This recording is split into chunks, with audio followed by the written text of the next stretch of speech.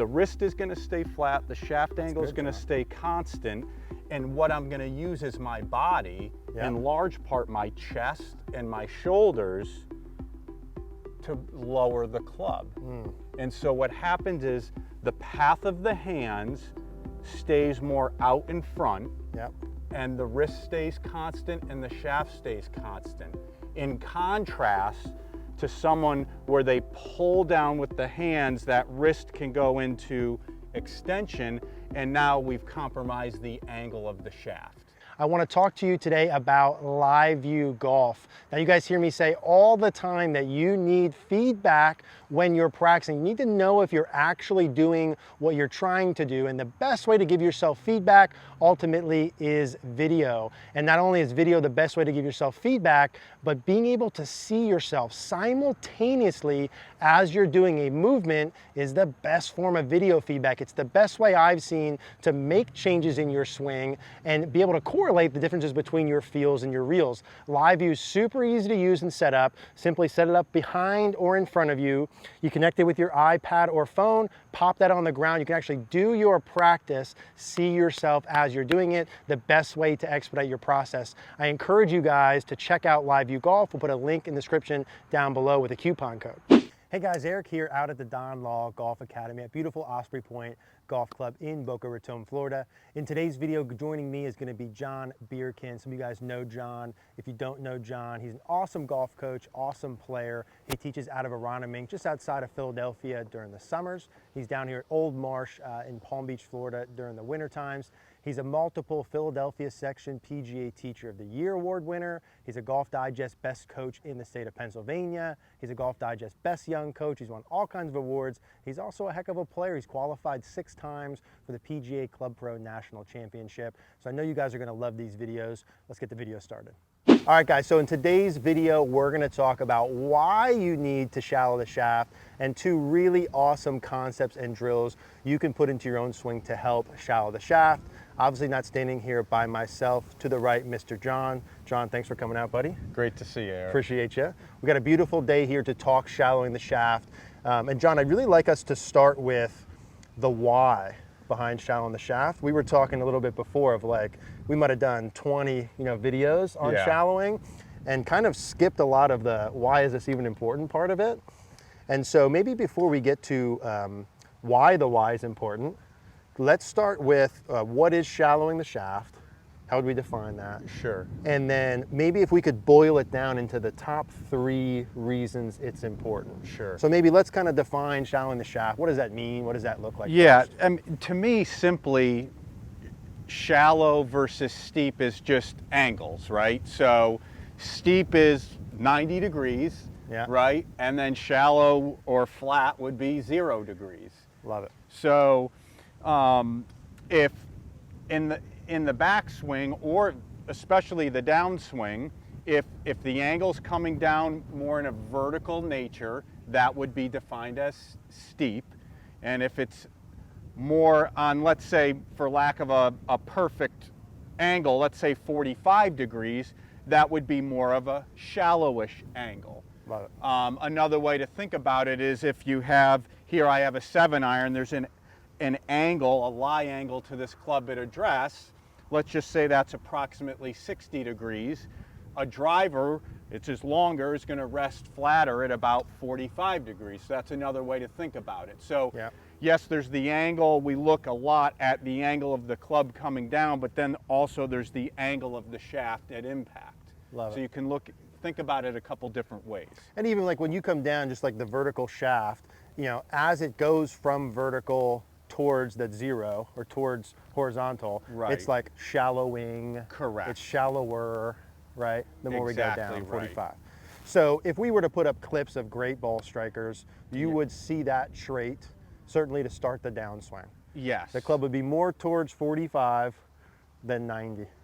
It's almost exclusively happens with every world-class player. Yeah. And that's why I love looking at players with unique looking swings like a Matt Wolff or a Jim Furyk or a Raymond Floyd or someone like old school like a Gay Brewer and all these awesome players, Miller Barber, where they had some we would call it unorthodox or funky looking backswings, but that common denominator is the shaft is in the act of flattening or shallowing in the downswing. And you see that with virtually almost everyone. There's a couple exceptions, but yeah, the exception is you have to have tremendous hands face control to manage a steeper angle. Not recommended. Yes. So if we throw up 5,000 golfers who all shallow the shaft, let's say they watch that and they're like, I kind of believe you. Okay, I see they do that. I see it's important,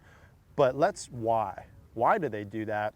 What are maybe the top 3 things that would lead to, into the ball, into impact, as to why that's important compared to it being steep? Yeah, sure. And that's a great question, a great point that I think a lot of times people hear what they need to do, but they don't necessarily know why it's important, right? In terms of, at the end of the day, the impending ball flight. Yes. Right. So, number one to me is if we have a good angle coming down, good being on that shallow side of things versus steep, is that generally produces a swing path or a swing direction and ultimately a club path at impact that's tracking gently from the inside, very neutral to slightly from the inside.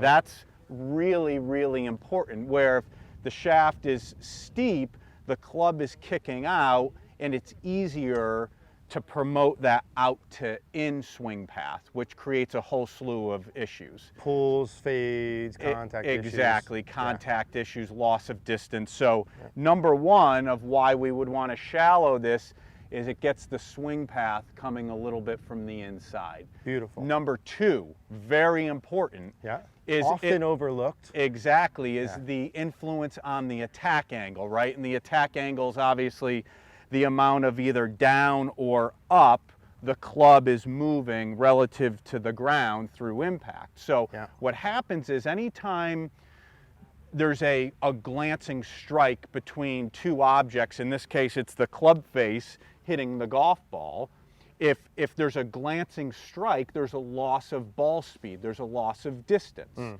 It can also increase side spin and backspin. So we need to manage that, right? And so, for example, if I have more of that shallow shaft angle, it also affects the attack angle because the club's working gently more in to out, and the angle of approach of that club is more flat or level, versus if the club is in the act of hitting down. When this club hits the ball and you're hitting down too much, that ball's sliding or slipping up the face, versus if it's more shallow coming into the golf ball, when it's shallower, you can see that the club is coming more directly into the back of the ball. Well, that ball speed's going to be faster versus if I have some kind of glancing strike, so you lose ball speed, you lose distance. So we have more from inside, better direction. Yes. Better contact. We have shallower angle of attack. We've got more distance, probably higher, farther. Those are 2 good things you would like. Exactly. And then the third piece of why it's important, which I think is very, very important, is how our body angles react to the shaft angle. So for example, let's say that someone was steep, which is more common of what we'd see on the lesson tee day in and day out. When the club has that vertical nature, that steep nature, the club is now working more downward into the ground, and then to not break your wrist and smash into the turf, as a golfer we have to pull up. So there's that reaction, versus if you look at most world-class players that are efficient with their body motion for consistency of club face angle at impact and for power and rotation for that good pivot, when the club has more of that shallower angle, the club's coming down here, now the body can actually go down to get to the golf ball. So you see more flexion, more side bend, you see more preservation of your arm structure and your wrist angles at impact, which gives you face control, versus the body standing up and then losing all of those angles, which compromises, again, pushing out of the ground. It compromises your pivot and a lot of contact and face control. Let's rewind that and say that again. Okay. So let me give my understanding, if I was watching that recap wise. If the shaft gets more shallow or more towards horizontal, flat, or whatever you want to term it, that gives you the opportunity then to do all of the pivot pieces we all want. Exactly. Right? Out of necessity, because of where the shaft is at. If my shaft gets steep and vertical, my brain's going to do all of the opposite things of what we want. It's going to have to stand up, node turn, etc., to fix the shaft. So where that shaft is at would be really maybe club face, and that would be the piece that you definitely want to have in place so that you can do what everyone wants to do: fix early extension, rotate more. It's exactly right. Like, to me, this whole swinging a golf club is and how our brain gets our body to instantaneously respond is like the epitome of the power of the human mind. And so if we get the club in a better position coming down, we can athletically react in a good way, versus when that club is out of position and steep, and then we react and we're out of position. Beautiful, beautiful. And that to me is like an A++, very nicely done, a job of explaining the why part with the shallow. Right. So now we show examples of players doing this. We recognize, hey, good players definitely do this. Even if I don't know why, they do it, right? And then now we have an understanding of what that leads to impact. So now I'm bought in. Hey, John, I'm in, baby. Like, let's shallow the shaft. Exactly. Now we're gonna take a break for a second. We're gonna come back and we're gonna talk about first a backswing piece that can help influence this, where the shaft is at, and then we'll really talk about our magic triangle to start the downswing. So the backswing piece, and this concept really that we talked about, something you would work with some of your players on, with the tipping point during the backswing. Yes. And so maybe, hey, how does where the shaft is at going back going to influence its shallowing or not, and just the general concept of the tipping point, if you could share. Yeah, I would equate this drill very much to a batter getting ready to hit a baseball. So a batter, obviously the bat's up here, that bat is more in a vertical position, and then they react and step and shift and rotate and swing their arms, and the bat flattens. Yeah. So obviously that's more of a reactionary sport. This is a little more stationary, but I think that visual and concept is the same. So when that bat is vertical, it then goes shallow or flatter. And that's this drill, why I call it the tipping point, very much like the baseball bat. So when we go back, if we swing back and we set the club shaft at the most vertical angle we can at 90 degrees, once we start down, our body starts to move, our arms move, the wrists move. The club is going to tip over one way or the other. You'd almost never see it actually just stay vertical straight in transition. 90. Yeah. From this exercise. So we go back to about left arm parallel. We're going to make sure the lead wrist is generally flat. The shaft is vertical. And then what we're going to do is we're just going to start to move. We're going to let the forearm rotate. We're going to let the wrist rotate, okay, or go into flexion a little bit.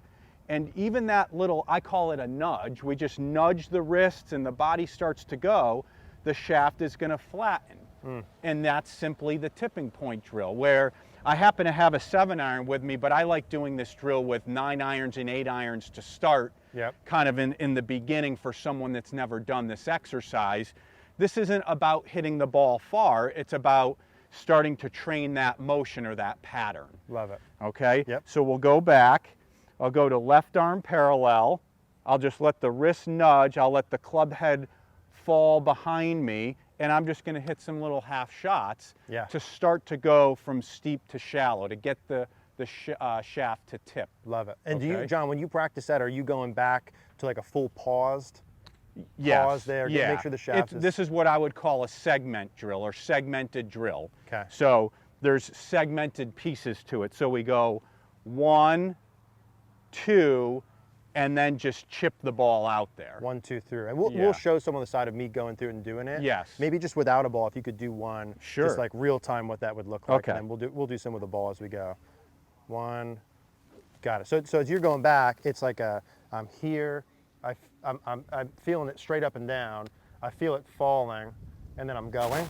Correct. Is that kind of the... Yeah. And an important little cue while you're doing this that I found works for most is once you go back to this one position, that two is really kind of flexing or bowing the wrist. That's an important piece of this. Got it. Yeah. Let me hop in and just do one or two practice ones, and then we'll do some with the ball. I just want to clarify the feels there. So I'm coming in to feel that. Step one, John, is I want to make sure the shaft, it's at its tipping point, right? It's straight up and down. It's got to go one way or the other. Yep. I want it to fall this way. Correct. And so I'm feeling a little bit of maybe like my logo, just a little bit of flexing. Correct. Knuckles getting farther from my wrist bone type of feel as I start the downswing, and then I'm just kind of going from there. Exactly right. Got it. So let me do one kind of real speed. So I'm here, like that. Perfect. Got it. So I'm here, I'm making sure it's vertical, I'm flexing the wrist, and then I'm going. Correct. Got it. So we'll do some with the ball, and we'll kind of play around with that. So I love that to start with. I mean, we see all the time, and I want to talk about our downswing drill. I mean, 80% maybe on the way back of players get the club in spots where, like, if I'm back here and I've got to swing at the ball, it's typically not going to go more back that way, right? That's going to tip the other way. Correct. And so part of the point being here, let's get the shaft in a reasonable position back so that it can react with the body motion that we'll talk about in a second to start the downswing. So let's take another break, and let's talk a little bit about the downswing feels. Okay. All right, John, so we have why we're shallowing. You know it's important. We have the backswing shaft position, the tipping point. It's a place to start with. Right. And then now let's talk through some feels and this sort of magic triangle that we're coining concept to start down. Another drill that you use with some of your players to help feel the transition, what's really involved with getting the shaft shallow and how players could utilize this at home. Yeah. So one of the things is obviously with the tipping point, that's a backswing to start to get the club to lay down. So this drill, the magic triangle drill, is more of, okay, now once we start to see, when I start to see a student getting the club to have a certain amount of shallowness, so to speak, in transition, what's a drill that we can do to ensure that that's maintained as the club starts to come down more? Okay. Okay, so once we get to the top and I see someone starting to get the shallow move. Now, Eric, if you step in here, and I often use this yardstick where I place the yardstick on the forearm. Is that right there? Yeah, it'd be on the middle of the forearm, and then the yardstick is on the shaft, so it's flush on the shaft. Yeah. Well, it's this idea of this whole structure of your arms, this triangle is now locked in. I was saying, might we call that a triangle, John? Yes. Okay, good. So this triangle is locked in. Yeah. The lead wrist is flat. You can see how the shaft angle is matched up. It's at the same level, so to speak. Okay. The same height as the lead forearm, right? Yep. It's not well below it or above it. Perfect. So that's matched up. So you have a flat wrist with the forearm and the shaft matched up, and also like it's soldered or glued or welded together. If this was like a metal bar. Okay. So this whole thing is soldered together. Cool. So now to start moving the club down, we've got to keep the shaft angle constant. We're not going to let it get vertical, or even maybe for someone that lays it down too much. Okay. So the wrist is going to stay flat, the shaft angle is going to stay constant, and what I'm going to use is my body, in large part my chest and my shoulders, to lower the club. And so what happens is the path of the hands stays more out in front, and the wrist stays constant and the shaft stays constant. In contrast to someone where they pull down with the hands, that wrist can go into extension, and now we've compromised the angle of the shaft. One of the really cool features I like is when you don't do this correctly, this comes off one end or the other. Exactly. I didn't even realize that when you were showing me the first time. So when you go too steep, this will come off your forearm. Correct. Right? And if you go too shallow, it comes off the shaft. Exactly. That's very cool. Yeah. The magic triangle. Yeah. I like that, John. Yeah. So the chest and the body and even the core and the rib cage is the engine that should really, truly, in an ideal world, initiate the start of the downswing, that transition. Yep. So we're not pulling down, we maintain, use the core, the rib cage, the chest and shoulders, and the path of the hand stays out in front versus pulling down and in. I got to get in there and you got to do that with me one time, John, Okay, if you would, yes. please. So it's like, I like how you did that as well. How, hey, maybe if I'm doing this, the feels to start it, and be willing to exaggerate, especially if I've been too steep for long, you know, like exaggerate in the beginning. But you're saying, you know, as you go, to continue from there on through. Exactly. Yeah, I like that. I like that a lot. And that'll bring the club down into a really good delivery position. Let's go turn to the top. Okay. So this is nice and flush here, like it's glued or soldered and locked in. Yep. So now we keep that, keep that, keep that, keep that. Oh, and yeah. you can see, not only does it help to keep the shaft angle good, but it really solidifies your arm structure. You stay in a triangle. Yep. And it really helps to minimize your wrist action. So things are very quiet for not only shallowing the shaft, but supreme club face control. Yeah, I like that a lot. So if I'm by myself, let's say, John, maybe I grab that and I would hold that on or have someone hold it for me. Yes. Just to feel the concept. Because that feels to me like something, once I have that in there now and I gather that feel, I can replicate that fairly well. And that's why this drill works well. Like when I've used this particularly with some of my, you know, mini tour players or college players, yeah, that feel like it's locked in there. So yeah. now you can say, all right, I can feel that. And all of a sudden you're like, wow, you get that sensation that things are quiet and yeah. the hands and arms are passive and the chest and the core and the rib cage is what's going to lower the club and the hands and arms down more. Yeah, I love that. The idea of everything, like that really does like 4 or 5 things kind of all in one. Right. Which I really like. But the idea, like I feel that like a rod in there, like there's the rod over my forearm to the club, and that's staying the same, just like you said in transition. That feels really good. So we have why the shaft shallowing is important. We have sort of a starting point with the tipping point on the way back to make sure that to get started.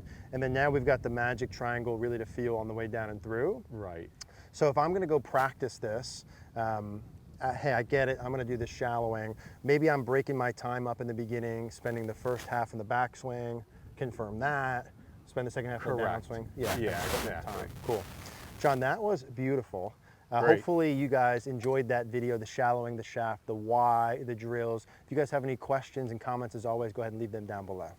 Hey guys, thanks for watching today's video. If you liked the video, do us a favor, click that like button down below. It really helps us out. Leave a comment. What did you think about the video? What are some topics you'd want to see in future videos? Click the subscribe button if you haven't. If you do enjoy these style videos, we are going to put a recommended video card here on the screen. Be sure to click that. If you want to head to Cogorno Golf, we'll also put that logo on the screen. Would love to see you there.